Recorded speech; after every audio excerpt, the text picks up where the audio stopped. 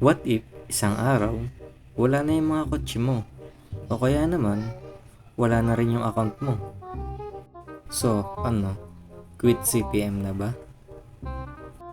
O kaya naman, Game Guardian is the key?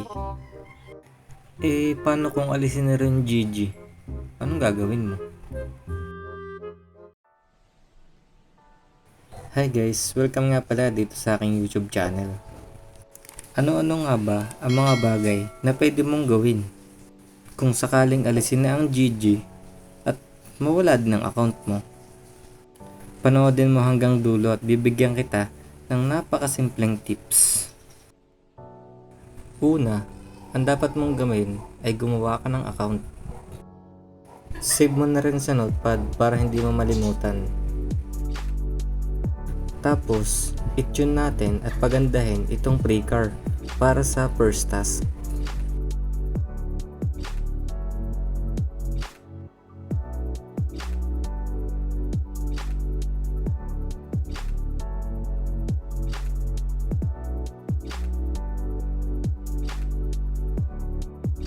Gamitin muna natin itong B6 engine kasi wala pa tayong sapat na pera para sa B8. Kung isa kang newbie at wala ka pa masyadong pera, ito ang pinakauna mong dapat gawin. Ang pagko-collect ng mga treasure gifts sa City 1. Itong task na to ang nalimutan na ng lahat nang dahil sa Game Guardian. Computin natin kung ilan ang makokollect nating treasure gifts.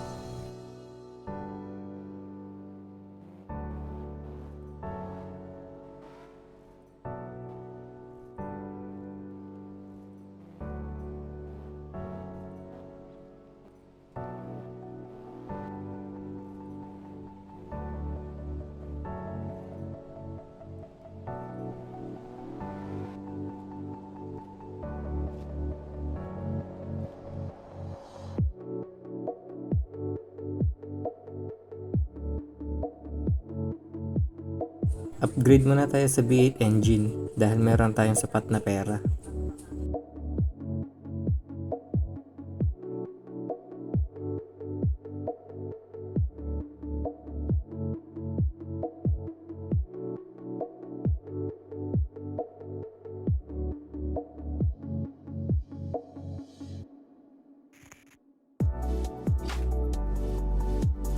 Next task ay ang pagbabay and sell. Dito kayo sa part na to medyo mahihirapan. Kung gusto mo makabenta talaga, kailangan maganda ang gawa mo.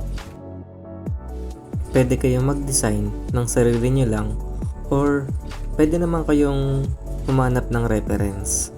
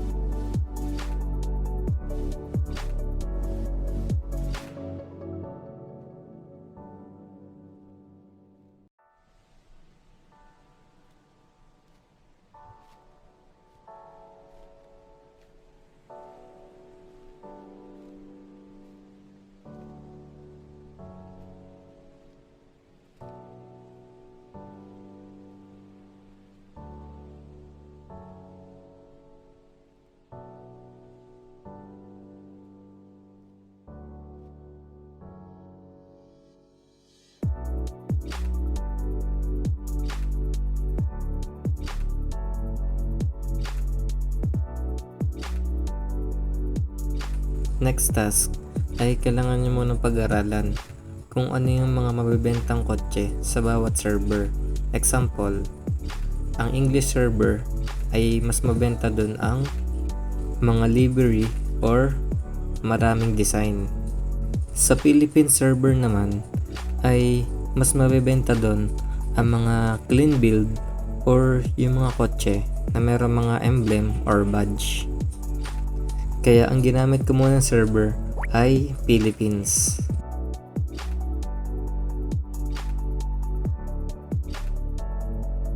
This time, medyo overpriced yung pagkakabenta ko. Kaya siguro wala ding nabili. Kaya pinababa ko ito ng 8M.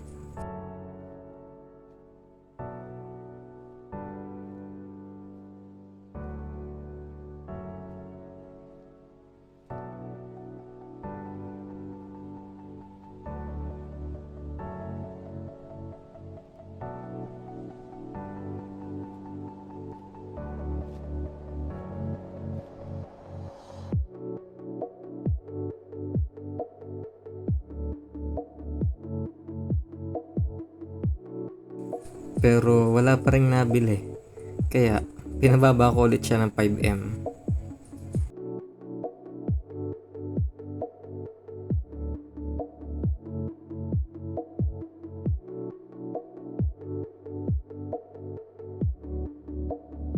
Kapag bago ka, medyo swertihan din sa pagbebenta kasi kadalasan sa mga new account is puro mga bata or mga wala pa masyadong alam sa kotse.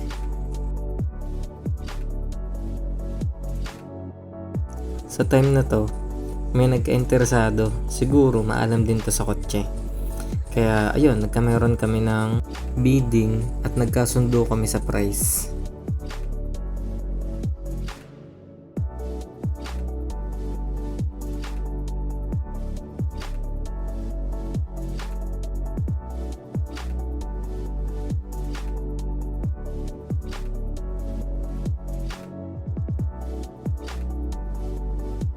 Nung nag-offer siya ng 3M, hindi na ako nagdalawang isip. Kaya ayun, ibinigay ko na. Kasi tubo na rin naman ako eh.